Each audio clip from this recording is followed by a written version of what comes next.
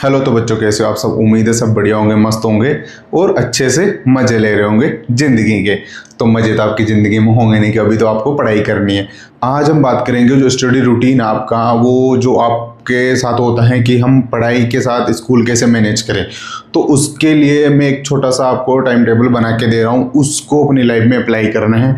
उससे आपकी क्या है, पढ़ाई ईजी हो जाएगी, आपको पढ़ाई के साथ मौज करने का भी टाइम मिलेगा। तो देखते हैं वो टाइम टेबल क्या है और आप इसको कैसे अपनी लाइफ में अप्लाई कर सकते हैं।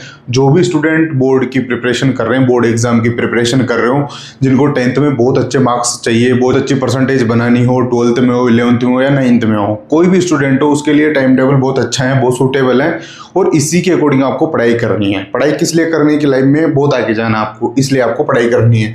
तो आपका जो मॉर्निंग रूटीन रहता है, जो आप जैसे सुबह उठते हो तो आपको 5:30 बजे उठना है, ठीक है। अब बहुत सारे बच्चे बोलेंगे कि भैया हमारे 5:30 बजे उठा ही नहीं जाता, हम कैसे उठें। तो आपको उठना पड़ेगा, आपको पढ़ना पड़ेगा, आपको बोर्ड में अच्छी परसेंटेज लानी है, आपको उन लाखों बच्चों को बीट करना है जो आपके साथ कंपटीशन में। तो आपको उठना पड़ेगा, पढ़ना पड़ेगा, ठीक है। इसका कोई सॉल्यूशन नहीं है। और आपको 6 से 7 बजे आपको वो सब्जेक्ट पढ़ाई करनी है, जैसे कि आप मैथ्स पढ़ सकते हो, साइंस पढ़ सकते हो, जो आपको डिफिकल्ट लगता हो, जो आपको लगता हो कि हाँ मेरे मार्क्स नहीं आएंगे, 6 से 7 बजे के बीच उस सब्जेक्ट को कंप्लीट कर लेना है और उसको एक बार पढ़ लेना है। वो सब्जेक्ट कोई सा भी हो सकता है, किसी के लिए मैथ्स हो सकता है, किसी के लिए साइंस हो सकता है, किसी के लिए सोशल साइंस होता है। तो आप अपने अकॉर्डिंग देख लीजिए। फिर आपका जो स्कूल टाइम है, आप स्कूल चले जाएंगे, 7:30 से 2 के बीच में आपका स्कूल टाइम रहता है। स्कूल में आपको एक चीज़ का ध्यान रखना है, वो क्या है, जब टीचर आपको पढ़ाए, जहाँ से आप पढ़ाई करते हो, कहीं से भी आप पढ़ाई कर रहे हो, उसको समझने का प्रयास करना है। उसको समझना कैसे है कि ये चीज़ें कैसे हो रही है। उसको ऐसे नहीं समझना है कि इसको रटना है।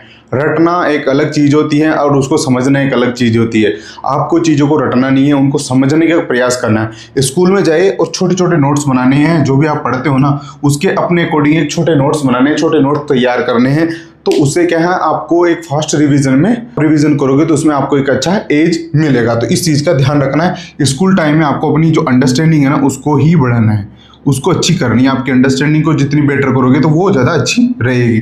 फिर आप स्कूल से आने के बाद आप आते ही 2 बजे से 3 बजे के बीच में आप रेस्ट कर लो, लंच कर लो और ब्रेक ले लो। और बहुत सारे बच्चे इस टाइम फ़ोन चलाएंगे तो वो फ़ोन चला लेंगे, ठीक है। अब मैं ये नहीं बोलूँगा कि आपको फ़ोन नहीं चलाना चाहिए, क्योंकि अभी बहुत सारे आपके माता पिता भी इस वीडियो को देख रहे होंगे तो वो ये बोलेंगे कि आप बच्चों को क्या सिखा रहे हो, फ़ोन चलाना सिखा रहे हो। तो ये चीज़ें छुपी हुई नहीं है, बच्चे फ़ोन चलाते हैं, वो चलाएंगे, वो किसी की नहीं मानेंगे। क्योंकि अभी कुछ केसेस ऐसे देखे हैं मैंने कि जहाँ बच्चों से फ़ोन छीनने की कोशिश की है तो उन बच्चों ने अपने माता पिता को ही मार दिया है। तो आपको ऐसी गलती नहीं करनी है। बच्चे को थोड़ा रिलैक्स मोड पर रहने देना है, उसको पढ़ाई के साथ थोड़ा एंजॉय भी जरूरी है। अभी ज़माने के साथ चलना है, ज़माने से पीछे नहीं चलना है।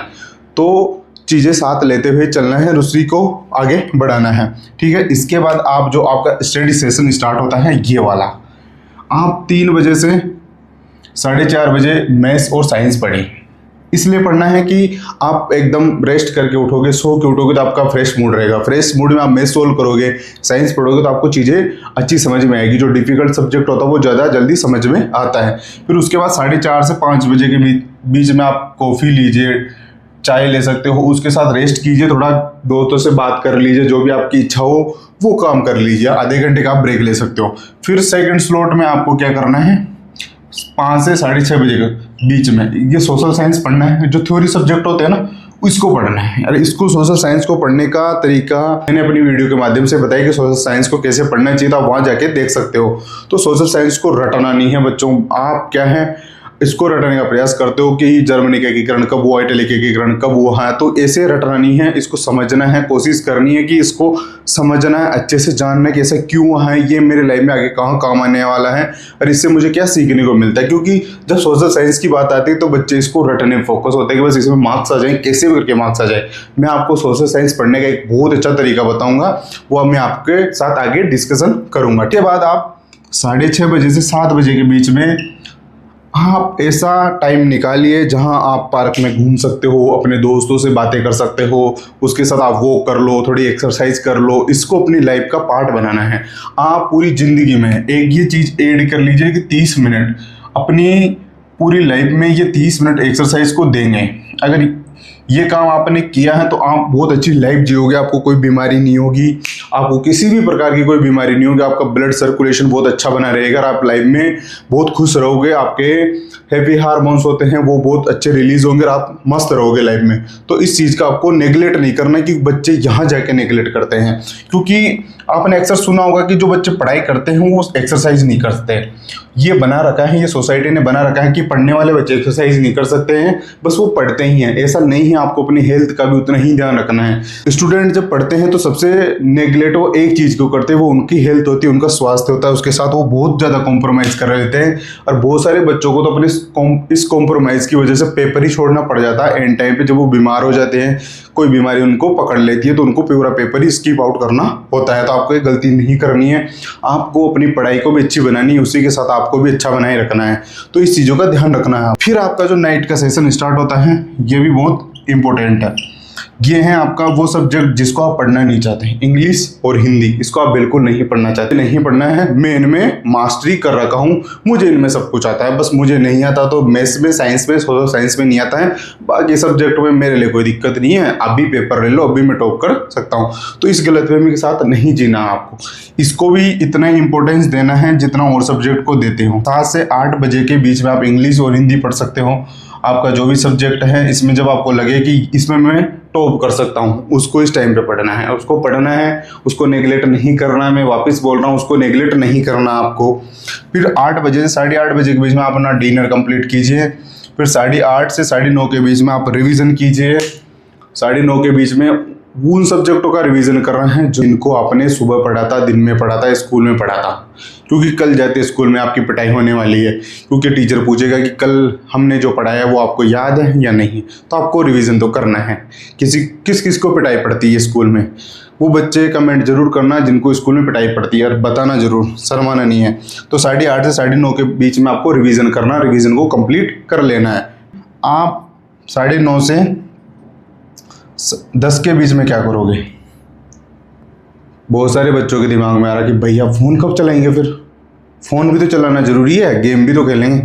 तो उसके बाद आप आधा घंटा गेम खेल के सो जाइए। इसको प्रत्येक स्टूडेंट के लिए ये सही है जो स्कूल जाता है, स्कूल के दौरान वो पढ़ाई करना चाहता है। कि बहुत सारे बच्चों के क्वेश्चंस थे, मैसेज थे कि हमारे को एक अच्छा टाइम टेबल बना के दो जिससे हम हमारे लाइफ में अप्लाई कर सके और हमारी पढ़ाई के साथ साथ हमारी मौज भी चलती रहे और हमारी पढ़ाई भी अच्छी चलती रहे। यदि इस चीज़ को आपने अपनी लाइफ में ऐड कर लिया है तो आप इसको डेली फॉलो कर सकते हो। आप इसको यदि डेली फॉलो करते हो तो आपको बोर्ड में 90 से 100 परसेंटाइल के बीच में लाने से कोई नहीं रोक सकता। इसको आपको डेली फॉलो करना है, पूरे साल फॉलो करना है। और आपके लिए मैंने एक बहुत अच्छी चीज़ रखी है और वो मैं आपको बताने जा रहा हूँ। इस चीज़ का ध्यान रखना है। आपको जो संडे मिलता है ना, उसमें आपको मौज काटनी है, अच्छे से काटनी है। उसमें वो काम करने जो पूरे वीक में नहीं कि घूमना फिरना, ये करना, मूवी देखनी है, ये करना, जो भी आपके मन में, दोस्त के साथ गेड़ी काटना है, स्कूटी में घूमना है, जो भी आपके मन में है ना, वो संडे को कर लेना सारे काम। संडे को आपको पढ़ाई नहीं करनी, संडे को बस घूमना फिरना, मस्त रहना है। संडे एक दिन ऐसा रखना है फ्री, उस दिन कोई पढ़ाई नहीं करनी है। यदि आपको कोई टेस्ट वेस्ट हो स्कूल में तो आप उस दौरान उसका रिवीजन कर सकते हो, लेकिन संडे को फ्री रहना है। आपको पढ़ाई को ज़्यादा लोड नहीं लेना है।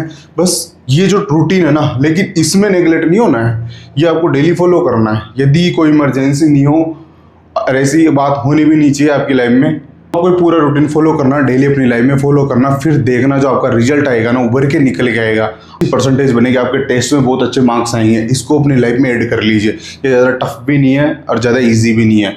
ऐसे पढ़ो और अपनी लाइफ में आगे बढ़ते रहो। हम मिलते हैं नेक्स्ट वीडियो में। आपकी कोई भी क्वेरीज हो, कोई भी बात हो तो आप मेरे से शेयर कर सकते हो, मुझे पूछ सकते हो कि भैया हम इस समस्या से जूझ रहे हैं। कोई भी बात हो, आपको परेशान कर रही हो, कोई भी चीज़ हो तो आप मुझे मैसेज कर सकते हो, टेलीग्राम पे, कहीं पे भी कनेक्ट हो सकते हो और मेरे से बात कर सकते हो। आपके मन में कोई भी बात हो, ठीक।